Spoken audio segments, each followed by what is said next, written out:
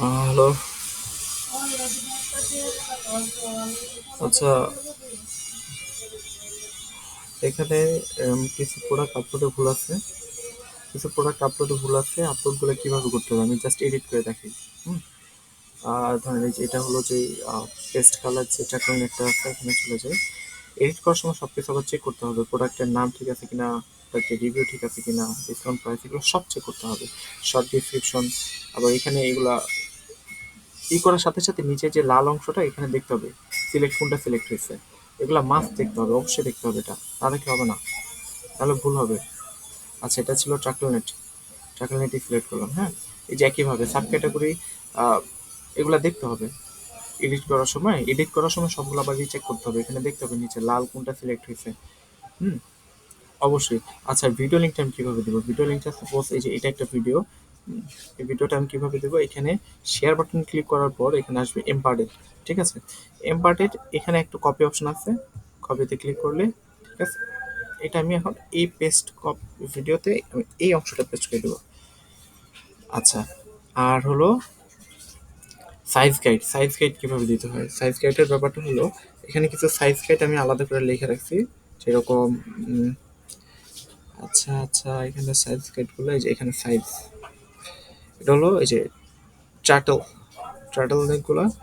এই যে এই লিঙ্কটা কপি করে এইচটিটিপিএস থেকে কন্ট্রোল-সি কপি করে আমাকে কি করতে হবে,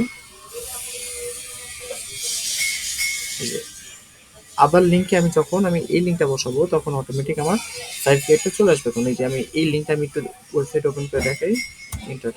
ঠিক আছে, এই যে দেখ এই এটা আমি এখন এখানে সেভ করে দিলাম জাস্ট। ইট ইজ সাকসেসফুল, ওকে, ঠিক আছে। আচ্ছা, এখন একটা কাজ করি, এটা আমি অন্য ব্রাউজার ওপেন করে দেখি আমারটা হয়েছে কিনা।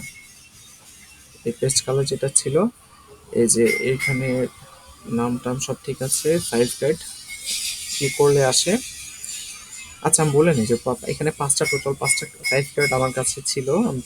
পাঁচটা সাইজ গাইড, একটা হলো ট্র্যাকল নেট, একটা হলো drop shoulder, cargo pant, formal pant, এই প্রত্যেকটা আর যে লিঙ্ক আছে, আমি লিঙ্ক আমার কাছে আছে, আমি লিঙ্কটা আমি দিয়ে দেবো। লিঙ্কটা পেস্ট করে দিলে হবে, যে ভিডিওটা চলে আসছে ডিরেক্ট। ঠিক আছে, এই তো, আর সিম্পল, আর কিছুই না। প্রোডাক্ট আপলোড করার ক্ষেত্রেও সেমভাবেই প্রোডাক্ট আপলোড করতে হবে। আমি আবার দেখাই, ধরো এই জিনিসটা আমি এডিট করবো, এডিট আর আপলোড অনেকটা সেম। শুধু এডিট করার সময় সব কিছু খেয়াল রাখতে হবে, আগে সবগুলো ঠিক আছে কিনা, যেমন ক্যাটাগরি লাল অংশটা দেখতে হবে, সাব ক্যাটাগরি লাল অংশটা দেখতে হবে, এগুলো সব ঠিক আছে কিনা। ডিসক্রিপশনটা মাস্ট হওয়া লাগবে, ব্র্যান্ড নেম আর ভিডিও লিঙ্কটা আমি কিভাবে দিব আবার দেখাই কেটে। এই যে শেয়ার অপশনের পরে এই যে উপরে এখানে এমবাডেড আছে, তারপর এই এমবাডেড অংশ ক্লিক করলে এটা কপি হয়ে গেছে। তারপর আমি এটা এখানে বসাই দেবো, কন্ট্রোল-ভি। আর আদার লিঙ্কস হলো আমার কি, এটা হলো সাইজ চার্টটা আমি লিখে রাখছি আলাদা। এই যে ধরো এখানে আমি জার্সি সাইজ চার্টটা দেবো, কন্ট্রোল-সি। চাকল নেটের মধ্যে আমি জার্সি সাইজ চার্টটা দিলাম। আচ্ছা, তারপর সেভ, এডিটেড সাকসেসফুল। আচ্ছা, ঠিক আছে, এই আর কি। কোনো একটা এডিট সাকসেসফুল হওয়ার পর একটা রিলেট করে নিলে ভালো হয় আর কি। ডিলেটেড। আচ্ছা, ধরো এরকমভাবে এই যে, আচ্ছা আমি একটু দেখাই প্রোডাক্টটা কোনটা যেন ছিল, আমার এই প্রোডাক্টটা ছিল খুব সম্ভবত।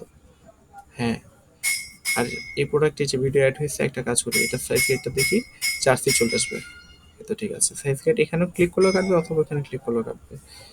তারপর হলো কিছু অংশ যেগুলো আমি প্রোডাক্টগুলো ডিলিট করি, এটা এখান থেকেও ডিলিট করতে হবে, তাহলে এটা আসলে স্পেস নষ্ট করে। হুম। আচ্ছা, ডিলিট ক্লিক করলাম একবার, এখানে বোঝা যায় না যে ক্লিক হয়েছে কি হয়নি, এই জন্য আমাকে আবার ফার্স্টে থেকে আবার রিলোড করতে হবে। রিলোড করলেই একদম চলে যাবে। প্রত্যেকটা প্রোডাক্ট আপলোড এডিট সব কিছু করার পর একটা করে রিলোড করলে খুব ভালো হয়। আচ্ছা, এটাই পুরো আমাদের ওয়েবসাইটের কমপ্লিট ওভারভিউ।